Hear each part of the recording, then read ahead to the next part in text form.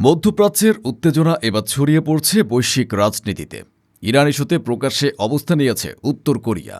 যুক্তরাষ্ট্র ও ইসরায়েল সামরিক পদক্ষেপের কঠোর সমালোচনা করে নতুন বার্তা দিয়েছে পিয়ংইয়ং। এতে আন্তর্জাতিক অঙ্গনে তৈরি হয়েছে নতুন কূটনৈতিক সমীকরণ। মধ্যপ্রাচ্যে চলমান সংকেতের প্রেক্ষাপটে ইরানের পাশে দাঁড়িয়েছে উত্তর কোরিয়া। দেশটির রাষ্ট্রীয় বার্তা সংস্থা কেসিএন জানায়, পররাষ্ট্র মন্ত্রণালয়ের এক মুখপাত্র যুক্তরাষ্ট্র ও ইসরায়েলের সামরিক অভিযানের তীব্র নিন্দা জানিয়েছেন। বিবৃতিতে এমন হামলাকে অবৈধ আগ্রাসন এবং আন্তর্জাতিক আইনের সরাসরি লঙ্ঘন হিসেবে আখ্যা দেওয়া হয়। উত্তর কোরিয়ার দাবি, ইরানের জাতীয় সার্বভৌমত্বের উপর চালানো হামলা শুধু আঞ্চলিক নিরাপত্তার জন্য নয়, বরং বৈশ্বিক স্থিতিশীলতার জন্যও বড় হুমকি।